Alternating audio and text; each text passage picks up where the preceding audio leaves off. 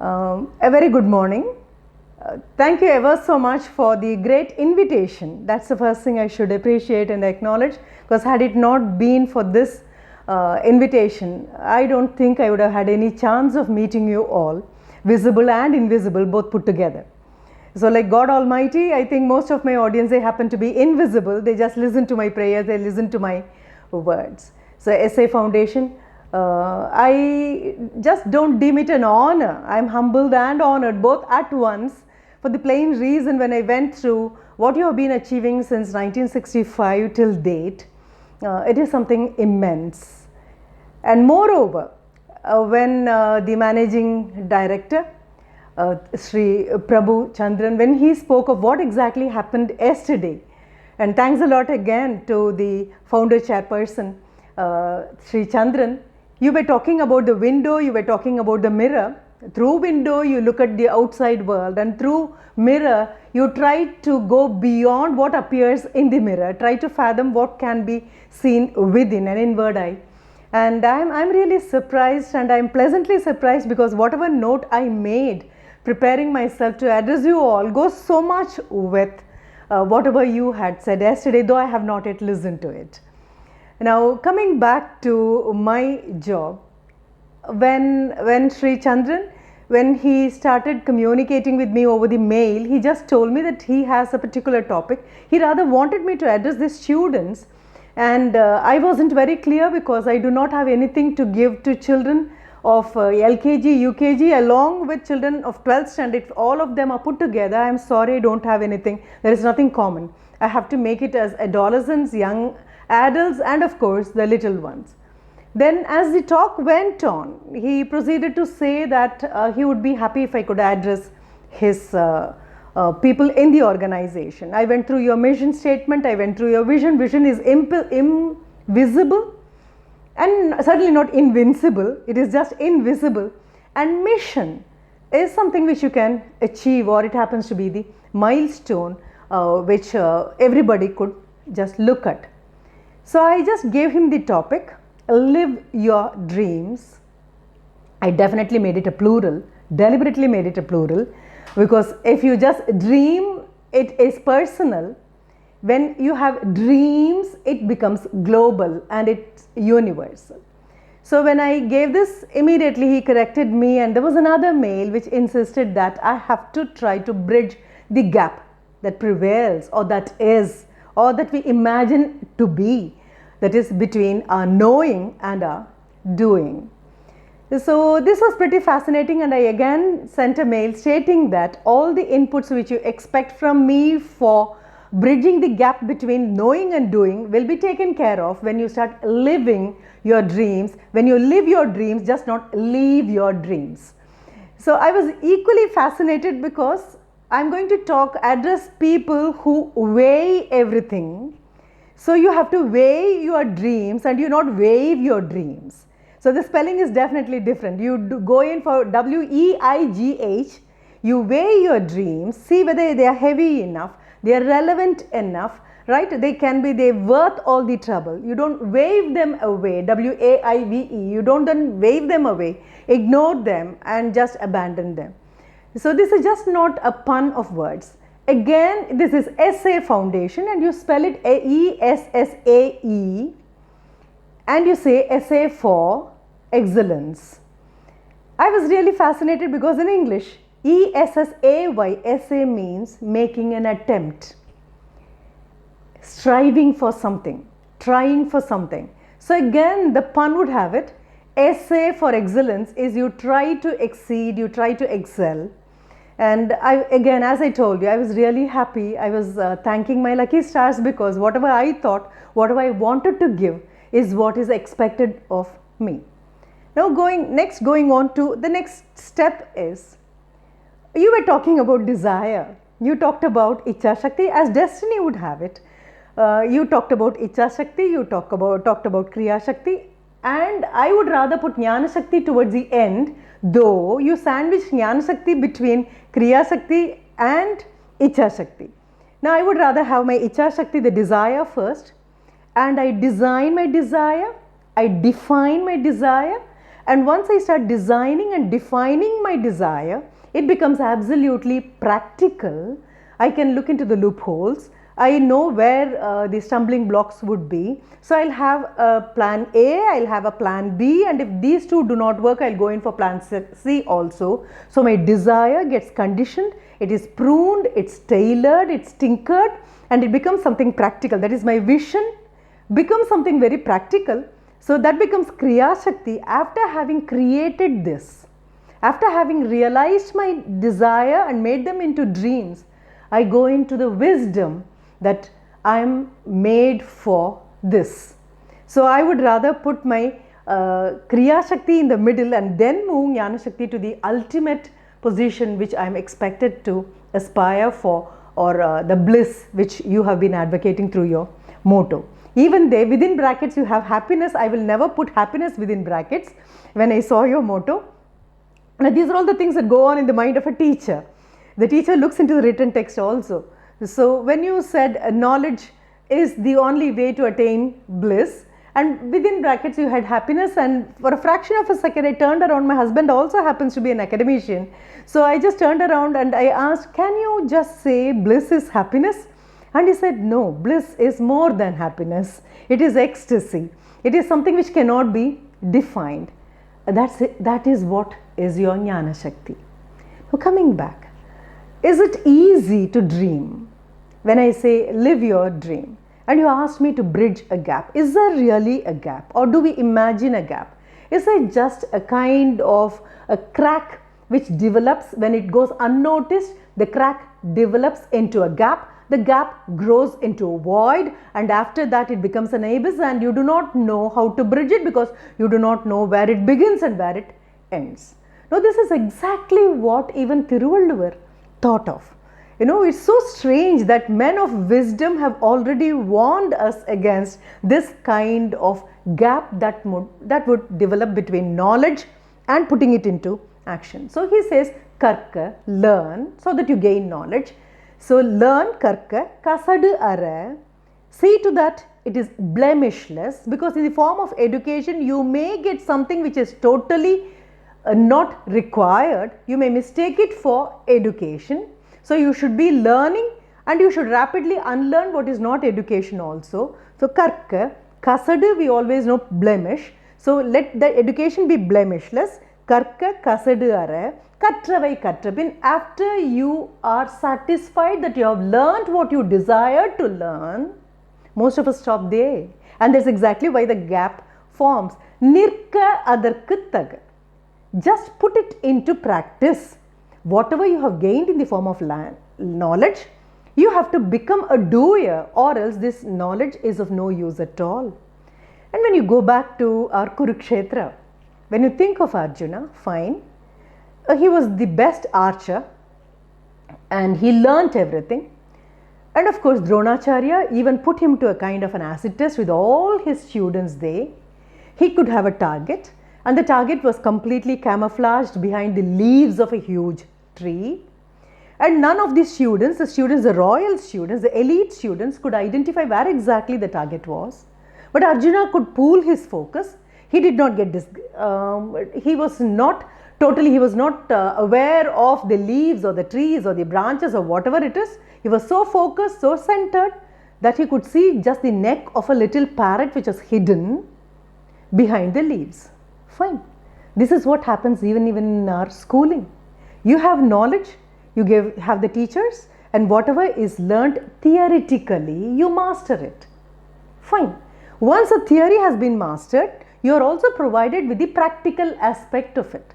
This is what Arjuna also as a student did. He learnt every little skill that is required of him. His teacher could give him all, and there was a practical session. He was put to an acid test. He could come out victoriously. He was put along with other students, and none of them could come up to the level which he could achieve. Everything is brilliant. If that is the case, why should he throw away his bow and arrow and bend low and say that in the Kurukshetra war, I am not prepared for it? Nirka adarku taga.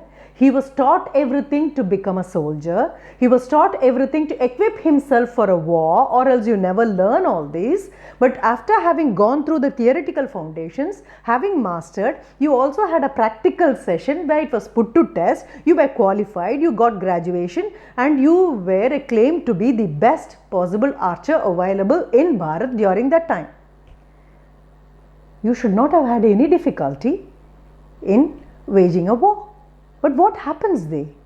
Like our schools, what happens? You have theoretical foundation, you have practicals, but we forget a factor. The theory is put into test, we validate it in the form of practicals inside a lab where the climate is created, in a condition that is created.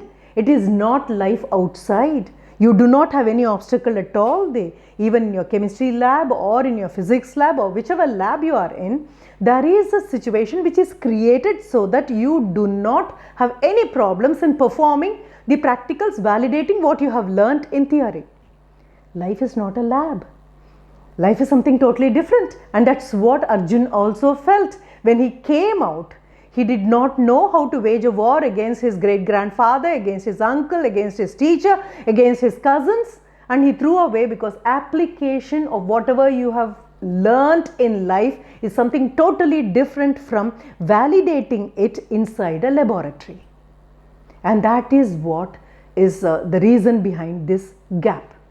Application is something totally different. Even a EEE student who has got gold medal in the university for his examinations, when something really comes as a problem in his life, he is not able to face it because he has never rehearsed it at all. He has not fine-tuned his learning. That's why we have our Thiruvalluvar who says, Nirka adarku taha. That is exactly where the real problem comes. When you have to get rooted and look steadfast and make use of whatever you have learnt in your classrooms, either in the school or in the college, or even when you give a training for all your people before they enter into your firm. Everything is theoretical, everything is just practical. But when it comes to application, things go wrong, and that's exactly why you have Lord Krishna and his Gitopadesam. So you again call it Gitopanishad, where there is a teacher, where there is a learner. I don't call a student. The willingness of a learner to ask the teacher millions of questions and clarify whatever doubts he has got. And that's exactly why E.M. Foster so beautifully calls Bhagavad Gita hymn before action. That's why you were talking about a dream can be realized only when the dreamer wakes up and puts whatever he has dreamt of into action. So we just classify it. The real gap, what is responsible for this gap? How are we to bridge this gap? Instead of stopping with theoretical foundations and validating, testing and proving them in a lab which has got a specific condition, which does not disturb you, which does not throw you off your foot, you get into the practical life where there is application. I still remember a doctor who was in the house surgeon training. He came and told me when he visited his village, there was a woman who was in her labor, and people rushed to him, because when a woman is in labor, we don't worry whether it is a he or a she who is going to doctor the whole thing. When he came to help her, he was really taken aback, because what he was taught in the classroom, what he was trained in the hospitals was something totally different from the problem of that woman. To save her and the baby was a big challenge, and he has to push aside the theoretical foundations and the practical knowledge he has got and use his wisdom, which is innate and inherent, to save the mother and the baby. And this is exactly what we all find. And if a person is not ready to transfer this skill, this is a skill set he has got, and if he does not know how to use it, then it becomes a problem.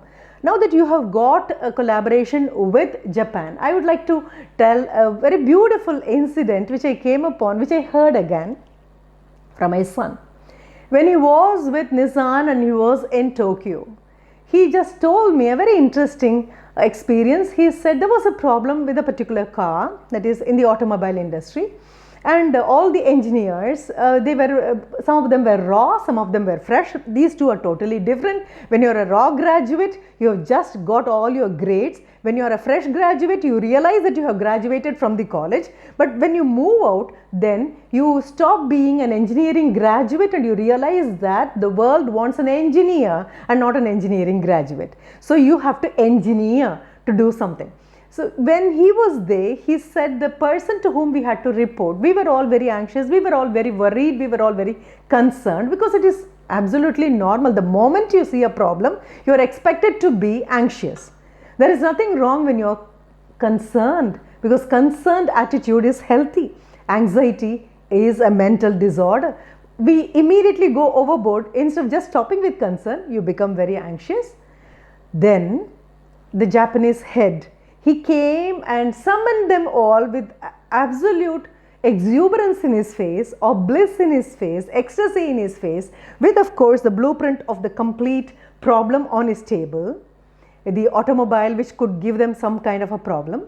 Fine. He called them all and said, come, come, we have got a problem. You know, he was so jubilant, he was so ecstatic, it looked as if he has been blessed with something. These people from India were pretty curious, because whenever the problem comes, immediately you instinctively either you negate saying that there is no problem, or you at least go a step more and say it is not my problem. You push it to somebody else. See to that the problem goes on, the parcel is sent to someone else. But here is a person who owns up the problem, who takes up responsibility of a problem, who is excited on seeing a problem, where you find from theory to practical, then moving on to the application part of it. When all these people with anxious looking faces came and stood around him, he made a beautiful declaration. He said, why at all should we all get education if we don't get problems? Have we ever thought of it inside our classroom? We had never thought of it at all inside classrooms. When you were talking about what Kothari Commission said, the destiny of a nation, it's shaped there, it is decided in the classroom. Whom does the teacher address? The teacher addresses the future generation, the problem solving individuals there. If that is the case, here is a person who invites everybody and says, come, come, come, let us enjoy the whole thing, because we have got to solve a problem. If your education is not going to give you a backbone made of iron and steel, so that you stand tall and stout to solve a problem, why at all should we get educated? Why at all should the syllabus get improved every time?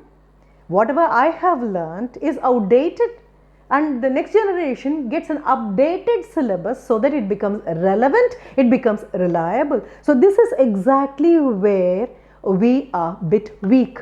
This link has to be strengthened. Theory, practical, moving on to application, telling repeatedly the children that whatever you have learnt here is not complete. It has to be applied in lifetime situation. From lab, you have to take it to the land. From lab experience, it has to be taken to the land experience, where it will be more challenging. And unlike the lab, everything will not be conducive, everything will not be comfortable, everything will be challenging. What we prepare you is not for a problem. We prepare you to look at the solutions of a problem. Right. Having had this, now I was again fascinated when I went deep into live your dream.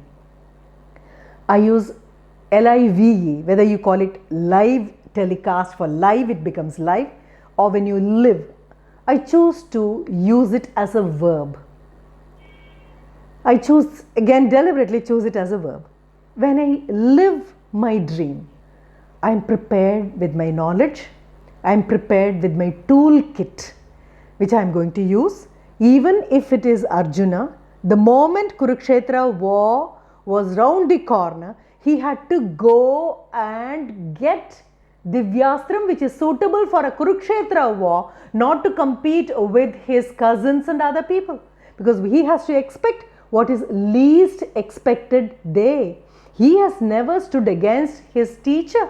He has never stood against his great-grandfather. He has never stood against anybody. He has just stood against targets which were the people were his enemies, or there is a target which was not alive. Now what did he do? We learn from Mahabharata this. Whatever skill set I have got may be updated, but is it relevant for the assignment I have got, or else there will be a gap. Nirka adarku taga repeatedly asks you to be attentive, alert, conscious of the situation in which you are, so that you keep yourself updated, not once in a while.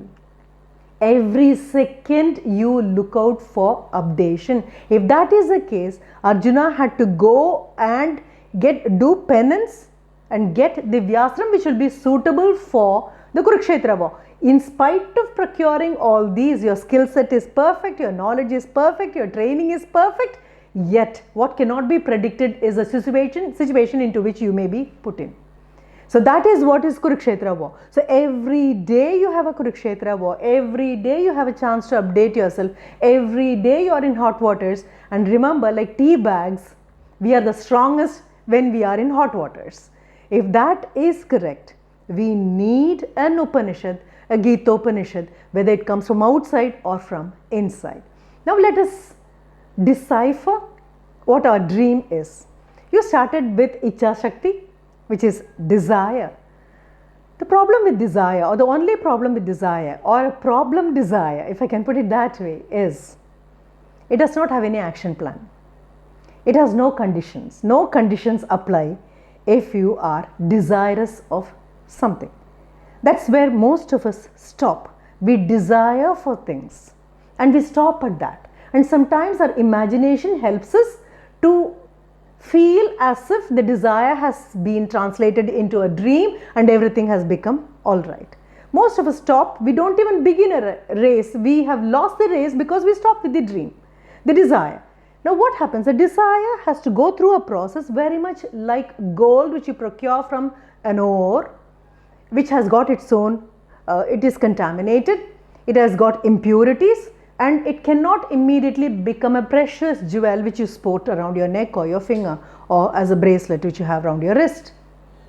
It has to undergo a process whether it is willing or not.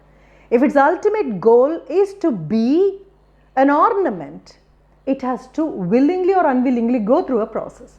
And at this juncture, I would like to remind you, every role has got a goal.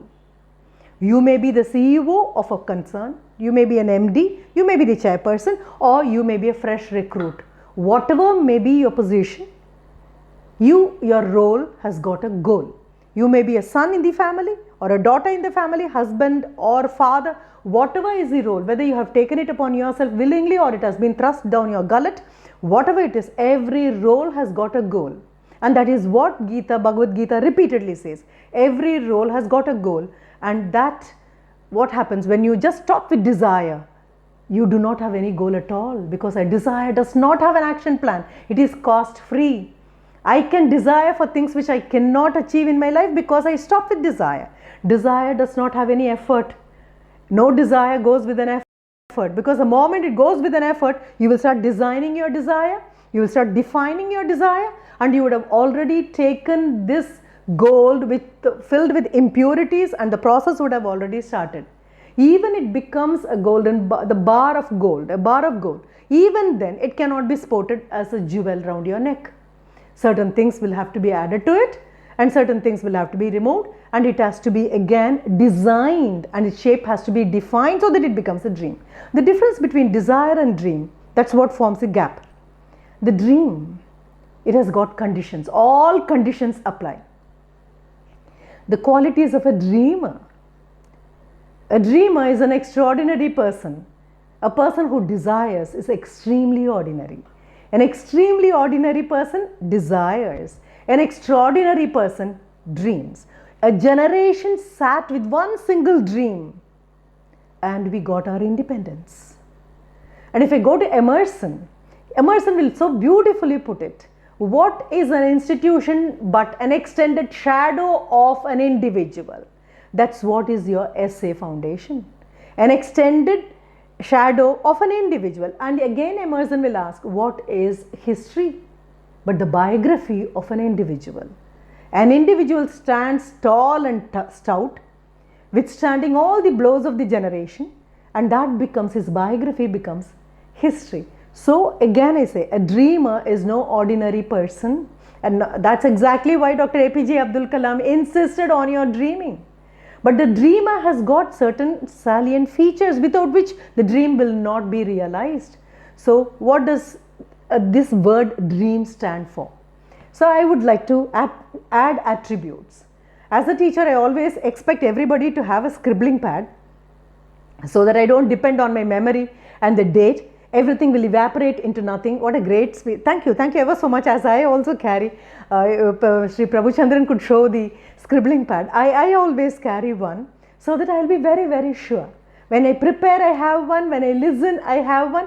After I finish my talk, I go through and see whether I have utilized every little thing I jotted down.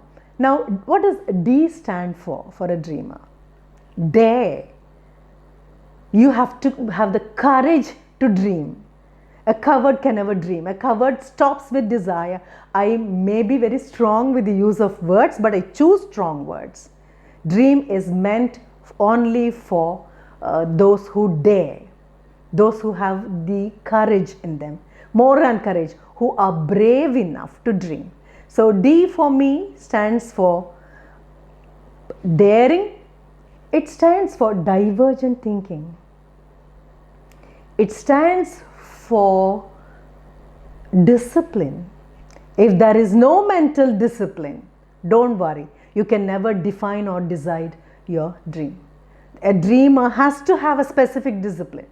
He has to fall into a particular pattern. He has to compel himself, squeeze himself. When you say you have to accommodate, I don't accommodate my dreams for the sake of anybody. I accommodate myself to suit my dreams. My dreams are so compelling, they are so demanding, they have got their own restrictions, as a result of which I accommodate, I tune myself, I prune myself, I tailor myself, I chip away what is not me in me so that I become my dream. Look at the way I put it. I am no longer a dreamer, I become my dream. These are two different things. There is still a gap between the dreamer and the dream. Once I start dreaming continuously, cautiously and carefully, conscientiously, I use all these words so that you get the real attribute of a dreamer. When you have this daring, when you dare to dream, when you stand up and tell, this is my dream, you know what you have? You have an action plan. You have a blueprint of your dream. You know where you start. You know what the process is. You know what the procedure is. What could become, what are the stages where you may come upon certain blocks, where you feel that you cannot surmount over them. You anticipate everything. You anticipate your pitfalls. That's exactly why I was very happy with your window and mirror. Window, I can have a view of other people. Mirror, that is the only thing I can view myself with. If that is the case, I have to anticipate the problems. And you have said, why don't you? I think when I read through your achievements, your mission and vision, I came upon, think like your client. I saw that was in capital letters also. Think like your client. That is, you step into the shoes of your client and look at your own produce, your product. Then you will find where are the mistakes, right? If you are the producer of something, like the mother who is totally blind to the defects of her child, the person who has produced may not know. That's why you have your R&D, and whatever has escaped the eyes of R&D, the moment it comes to total quality management, it goes into there. Then you have your CSR. Whatever you have produced, you have validated it, you have verified it, put it to acid test. But again, when you come to CSR activity with your produce, what happens? Again, the society puts it into a test. So a dreamer is daring, is divergent, and not only that, a dreamer has got an action plan. He has got a blueprint. He or she has a blueprint. Okay, so D stands for a very diligent person, a divergent thinking person, because schools teach you the theoretical foundation is for convergent thinking. Application is for divergent thinking. School teaches you why behind everything. Application teaches you why not behind everything. Thinking out of the box is never allowed inside a classroom, and thinking out of the box is the only thing that is expected by the society, because your clients are different, your customers are different, the requirement is different, and whatever you give them is never used uniformly by them. So D is very important. They. First thing is day. Then when I come to R, a dreamer, R happens to be the readiness to dare. Most of us are parlor soldiers. Again, I quote Emerson. Emerson, when he talks about self-reliance, he says, most of us are parlor soldiers. Now, what do you mean by a parlor soldier? We are all dressed like a soldier. We are in the uniform of a soldier. We have been trained with the use of weaponry also. Okay, we have the weapons also. Everything is ready with us. But we know pretty well there is no war around. We are parlor soldiers. We are happily seated in the parlor, waiting for the battle to break out, knowing fully well that there is no chance of any battle to be around. You will never be put to test. So we become a parlor soldier. To dare, you need the readiness. Are you ready for it? And R stands for just not readiness. Do you carry the responsibility of it? When you were talking about the Kriya Shakti, which has to become, as I put the Jnana Shakti towards the end, are you ready for this? We are all aware. Knowledge is awareness. That's what you get in Karkar. We all know that we have to wear a helmet. We all know that we have to have the vaccination. Awareness, there is no dearth for awareness at all. We have awareness campaigns. But once a gap falls, you know what happens? The next stage is Nirka Adarkataga. Nirka means, are you responsible? Are you reliable? Are you accountable? How many of us make the knowledge into accountable wisdom? Only when you feel accountable, the wisdom can be given to everybody. An accountable individual does not store wisdom but shares wisdom. So DREAM. So the moment I have R is for readiness. R is the readiness to take up the responsibility. And once you become responsible, are you reliable at any part of the day? When you are tested, do you give the same results? So R stands for me, the readiness, responsibility, reliability, responsive, all these put together. Okay. And you have to be the right person also. DR, look at the next stage. E, eligibility. You may be daring. You may be ready. Are you eligible?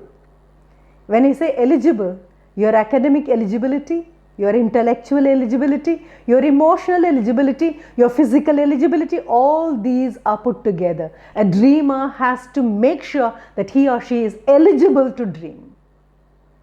You have to pass through the screen. That's a screen test. Are you eligible? When you go for, if I can recollect Kathopanishad, you have Nachiketas, and Nachiketas has been given 3 blessings by Yamadharma.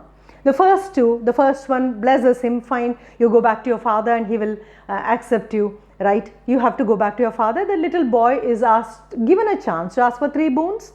And the first one, he says, my father, when the death return, they have to be accepted properly without any revulsion or fear. My father has to accept me, right? The second one, when Yama says, you will be blessed with eternal youth, eternal health, prosperity, wife, and children who would listen to you.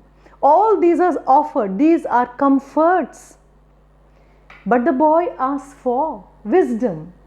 The third question is, who are you? Immediately Yama does not sanction it. Yama puts him to test to see whether Nachiketas is eligible to carry this wisdom.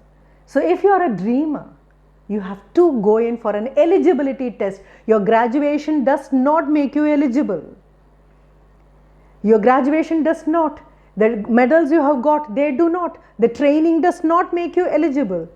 Nobody wants a trained person. People want a trainable person. A person who is willing to accommodate himself. If that is true, then E stands for eligibility. And E also stands for empowering attitude. Most of us unfortunately suffer from entitlement attitude. Somebody works and you are entitled to enjoy. The father works, the children are entitled to enjoy. Somebody fights for the freedom and somebody enjoys the freedom. Now, as long as we enjoy or suffer from the entitlement, I would rather call it a malady, we can never be empowered. An empowered individual is one who shares this wisdom. So E stands for eligibility, is just check whether you have sharpened your tools. Like Arjuna, see whether you are ready for that particular day's assignment. Have you done your homework? Then every day becomes an eligibility test because you are put to test by fire. DRE. Then comes A. For me, it is only your attitude. Your attitude. Your attitude decides your altitude. Okay, you can win book talks only about that. But Thiruvalluvar spoke about it quite some time, like thousands of years back. I don't confine it to 2000 years, more than that. He says, you will achieve all your dreams, you will realize your dreams. If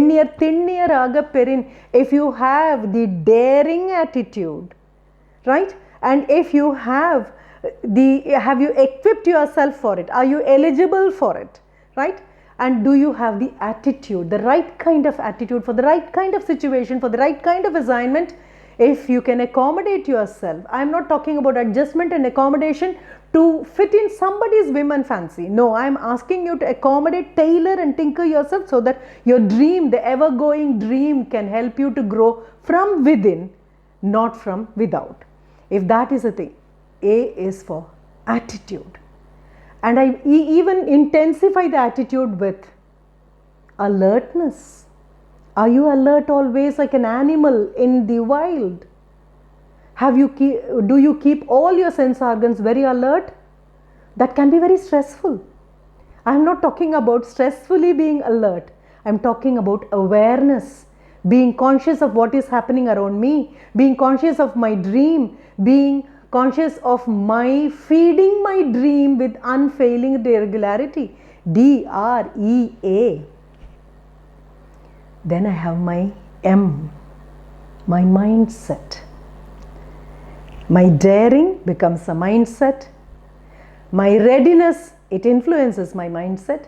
DRE. Then I have EA, M is my mindset. That decides everything.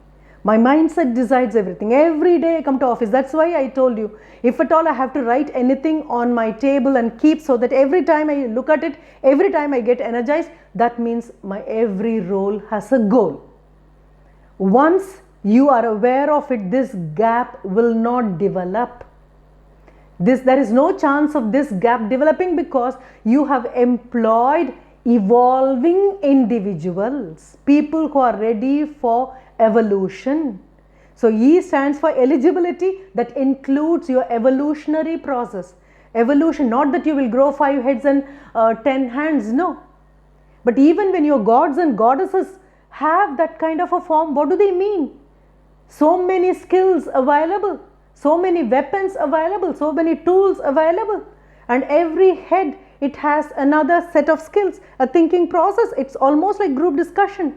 It's almost like playing your chess solo, sitting in one point, moving the coin and anticipating what could be the next move. So that if you can anticipate next 10 moves by your opponent, don't worry, you don't have any opponent, you are your own opponent. So my M becomes mindset. I did not give singular. I didn't say live your dream. I deliberately made it a plural. Live your dreams. It doesn't mean an individual has got multiple dreams. I'm talking about the collective responsibility. The responsibility, as I find it in ESSAE Foundation, you have got your milestones. Which year you were able to achieve this, which year you could go into ISO, which year you could get this. Now these are all milestones, and no traveler stops with the milestone. The journey does not stop with a milestone. Our business is not to arrive at a milestone. A milestone just tells us that you have arrived at this particular point and you have to go a long way. So when I added S, I always believe an individual's dream is personal. But a company's dream, or if a concern dreams, or an educational institution, I make it a plural because collective dream goes global. And if at all I add yes, that yes is for certainly not for something sublime, something for serene, something sincere. No. All these are included in my DREAM. S is for service sector. When it is a collective dream, the only purpose is to put your dream in the service sector. Now, I was happily listening to Sundar Pichai. You all would have listened to. But the way I listen to is something different. I'm 63 and I so much would like to know whether I have got something more to learn. More than that, something more to unlearn which I have wrongly learned. So when that comes in, because knowledge includes both learning and unlearning, I would rather say knowledge includes learning. Wisdom includes unlearning. So when I was viewing the whole thing, he was there in IIT Kharagpur, and he was addressing an audience. Maybe after 2.5 decades he has come back to IIT. The children were so excited, they were asking million questions. One asked, how could I replace you as a CEO of Google? It was a very daring question. He just smiled, which developed into a laughter, and he said, then you should be ready for lots of problems. That's the only thing. A problem solving individual, or rather a problem inviting individual, an individual who jubilates over problem, or else what is your education for? Then they asked him, how could your organization be so progressive? For which his answer was very, very clear. He said, as a CEO of Google, my business is not to prove myself that I'm a success, not to prove others that they are a success. My business is to make everyone feel a success within, so that the company where I work becomes successful. And that's exactly where I added this S. Yes becomes service. When you collectively dream towards something, when everybody's dream becomes a collective dream, then it becomes a vision. Then it becomes a vision. That's why you have a vision statement for your company. You have a mission statement. Mission is achievable. Vision is something that could be visualized, something that could be pictured, which is not tangible, which cannot be explained, which cannot be described, which could only be felt and appreciated if the person has got the wisdom. When he told the students, right, this is exactly, and he went on to next one, which goes so well with your vision. That is, you would like to help people internally and outside also. And you say, make in India for the outside world, let the world enjoy the intelligence of India. Mr. Sundar Pichai just added on, and he said, whenever we visualize something that could be utilized by millions and millions of people in their everyday life. And he went on to say, like Google Map, right? You come to a particular point, you do not know what to do, and here comes somebody to help you. You're all alone there, somebody to help you. Every day, billions of people make use of something for their everyday life. Then you are a success. It cannot be the dream of an individual. It cannot be the dream of the people who occupy the uppermost position. It cannot be the dream of people who fall into the middle sector. It is not the dream of the people. Whatever was the vision of somebody, it has to come down without getting diluted. Dreams are never diluted. When they get diluted, fine, they lose their color, they lose their purpose, they lose their goal, and they become, after all, desire of an individual.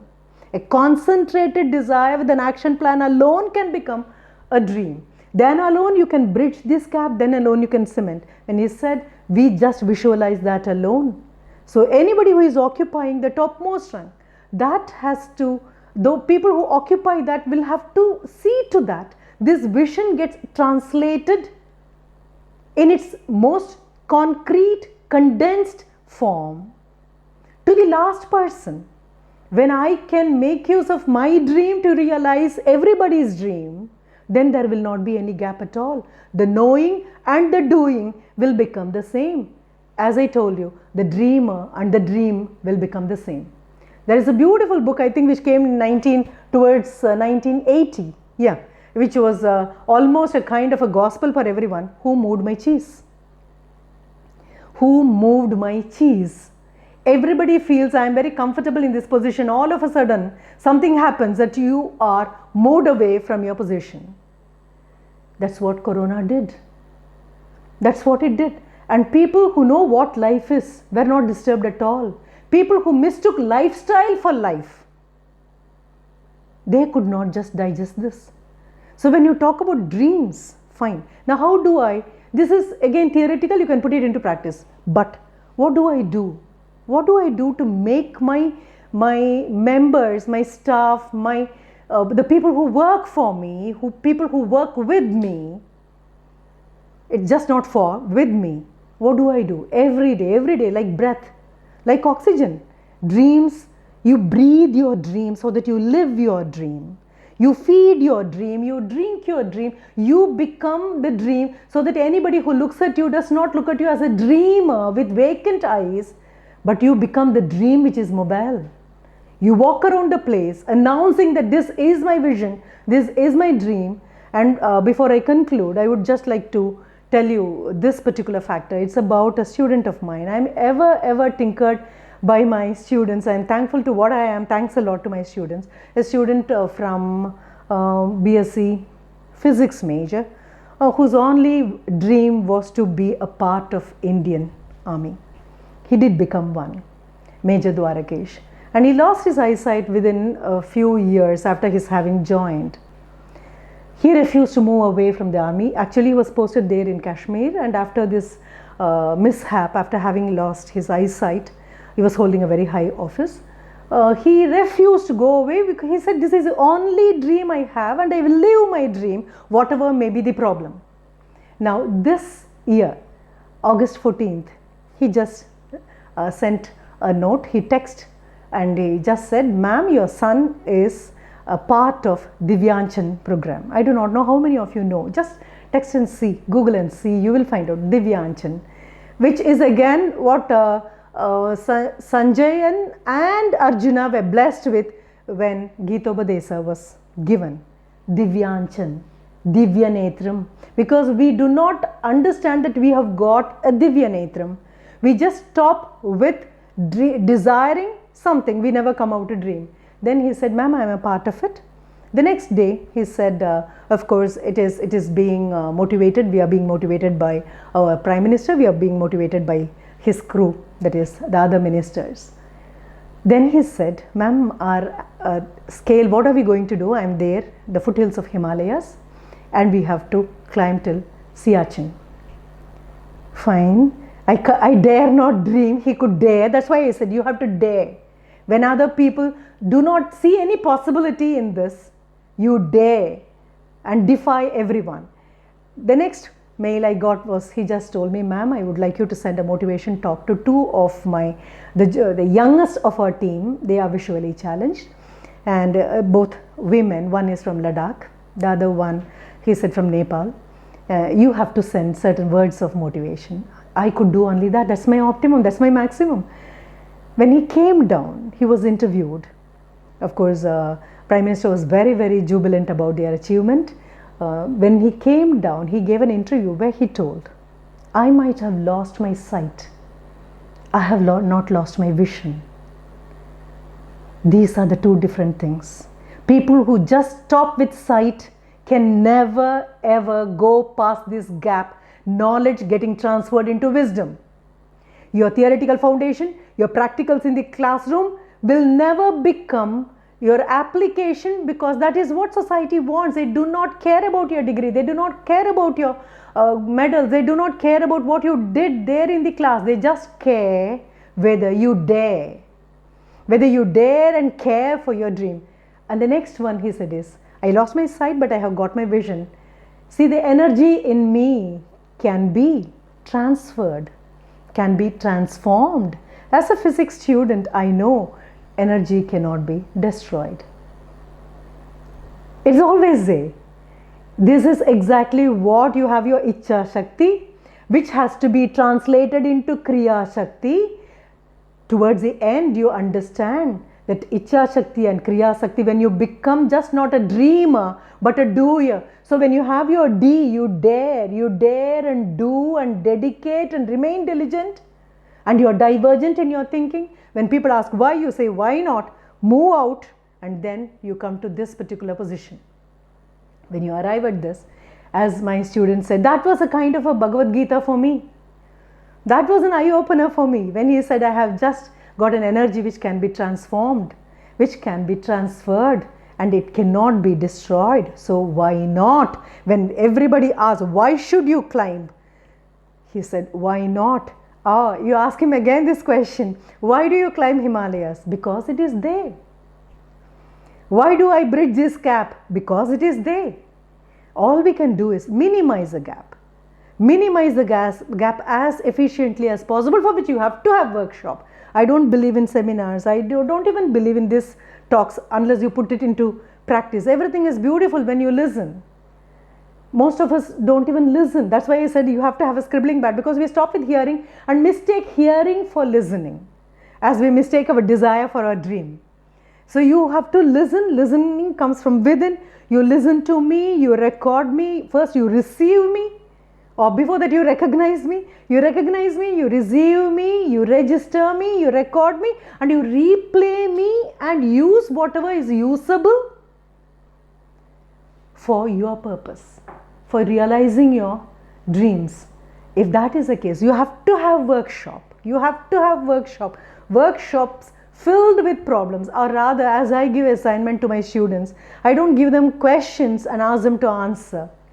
I ask them to write an assignment where they have only questions. What are the probable multiple choice questions that you can create from this unit? What are the paragraph questions you can create from this unit? What are the essay questions you can create from this unit? And this is a challenge.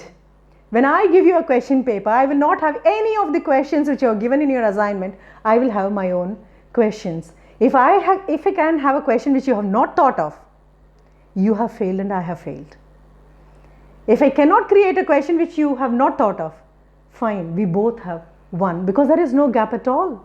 Whatever is learned, whatever is practiced is put into action. I would rather, if I can, have a recommendation. That is the only thing. The person who is the freshest, the person who is the oldest. Because Sri Chandran just gave me, it is from 18 to 55 and the average age is 35. Don't worry, in 2022, India is still the youngest country. 28 is its average. Already US and China would have moved to 35 and Japan would have moved to 49. We are still the youngest, but not always. Well within 2021 to 2035, just we have 15 years. Within this, we are going to stay young. If we do not use this youth immediately, constructively and consciously, unfortunate gaps may start as a very thin line, unnoticeable, develop into a gap and become a huge void which you may not be able to bridge at all. So I conclude and I would like to look forward to the interaction. I think it's time. I was given around 11:05 or 11:08 and now it is 12:04 in my watch. A teacher always has to monitor these.